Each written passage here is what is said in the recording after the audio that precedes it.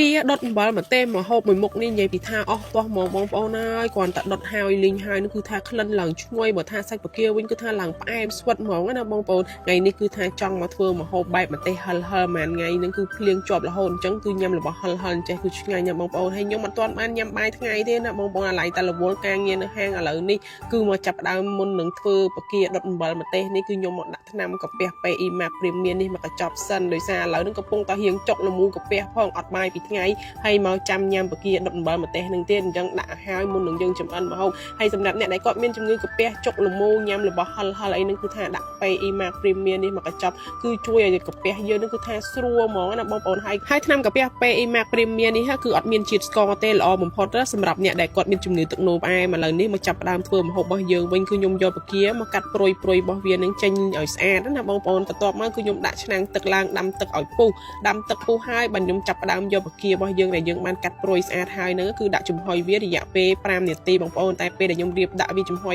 ហើយទុកចោលហ្នឹងគឺខ្ញុំមកបេះបន្លែនៅក្នុងភូមិខ្ញុំសិនគឺយើងមកបេះជីម្លូជាមួយនឹងជីអង្កាមនៅភូមិខ្ញុំល្អណាបងប្អូនហើយភ្លៀងមកអញ្ចេះទៀតគឺថាលាស់ឡើងខ្ចីសិតតែត្រួយហ្មងណាអញ្ចឹងខ្ញុំដើរបេះបន្លែនៅក្នុងភូមិរបស់ខ្ញុំជាមួយនឹងសាឡាត់អីហ្នឹងគឺយកទៅញ៉ាំជាមួយនឹងបការបស់យើងបន្លែធម្មជាតិដែលយើងដាំនៅក្នុងដីភូមិខ្លួនឯងអញ្ចេះយកមកញ៉ាំអូយនិយាយពីថាឆ្ងាញ់ណាបងប្អូនគឺអត់មានការភ័យបារម្ភអីទេឥឡូវនេះមកមើលបការបស់យើងវិញចំហុយរយៈពេល5នាទីគឺថាឆ្អិនល្អមែនតើណាបងប្អូនឡើងក្រហមហ្មងណាពេលដែលខ្ញុំបានចំហុយឆ្អិនហើយហ្នឹងគឺខ្ញុំស្រង់វាយកឡើងទុកឲ្យវាស្រស់ទឹកហើយបានយើងមកចាប់ផ្ដើមរៀបចំគ្រឿងដើម្បីយកទៅដុតជាមួយនឹងអំបិលហើយគ្រឿងរបស់យើងនឹងបន្ថែមគឺមាននឹងគល់ស្លឹកគ្រៃហាន់ជាចំណិតស្ដើង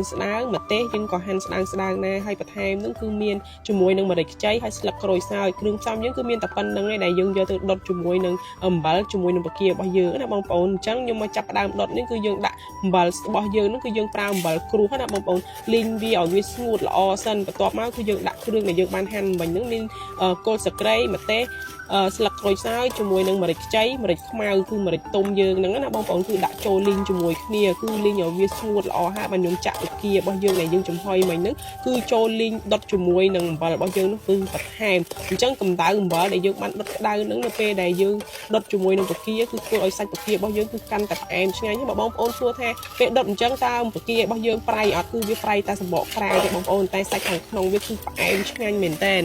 យើងដុតលីងជាមួយនឹងអំបិលតាមមួយផ្លែតគឺបកាយើងឆ្អិនហើយពេលដែលបកាឆ្អិនហើយខ្ញុំក៏យកអំបិលម្ទេសជាមួយនឹងម្រេចដែលយើងបានដុតលីងជាមួយនឹងបកាហ្នឹងគឺយកវាមកធ្វើជាទឹកជ្រលក់ណាបងប្អូនអញ្ចឹងខ្ញុំយកមកដាក់បន្ថែមជាមួយនឹងស្ករប៊ីចេងបន្តិចមកយើងបុកវាឲ្យម៉ត់ល្អតែប៉ុណ្្នឹងគឺយើងបានទឹកជ្រលក់ដែលយើងធ្វើពីអំបិលដែលយើងបានដុតជាមួយនឹងបកាហ្នឹងគឺថារសជាតិឆ្ងាញ់ប្លែកហ្មងណាបងប្អូននេះគឺថាឡើងឈ្ងុយជាមួយនឹងស្លឹកក្រូចជាមួយនឹងគល់ស្លឹកគ្រៃរបស់យើងហើយខ្ញុំមកច្របាច់មួយនឹងផ្លែក្រូចតែណាបងប្អូនបានក្រូចតែបែបនេះធ្វើឲ្យទឹកជ្រលក់របស់យើងកាន់តែឆ្ងាញ់អូយនិយាយពីថាគ្រាន់តែច្របាច់ហើយនឹងអូយឃើញទឹកជ្រលក់នេះហើយគឺស្រក់ទឹកមាត់ហ្មងហើយសម្រាប់បកាដុតអំបិលម្ទេសរបស់យើងនឹងក៏ឆ្អិនហើយនឹងគ្រាន់តែដួសមកគឺថាឡើងឈ្ងុយហ្មងណាបងប្អូនឥឡូវនេះគឺថាបានឆ្អិនរួចរាល់ហើយបកាដុតអំបិលម្ទេសយើងជ្រលក់ជាមួយនឹងទឹកអំបិលម្ទេសទៀតអូយ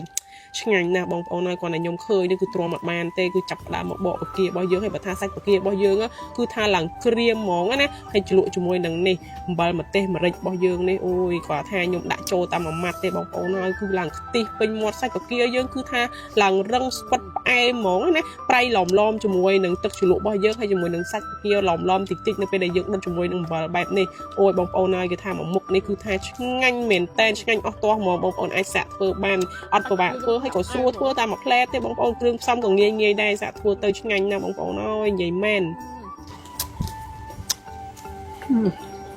អូយផ្អែមបងប្អូនសាច់បកាមួយជីរបស់យើងធម្មជាតិ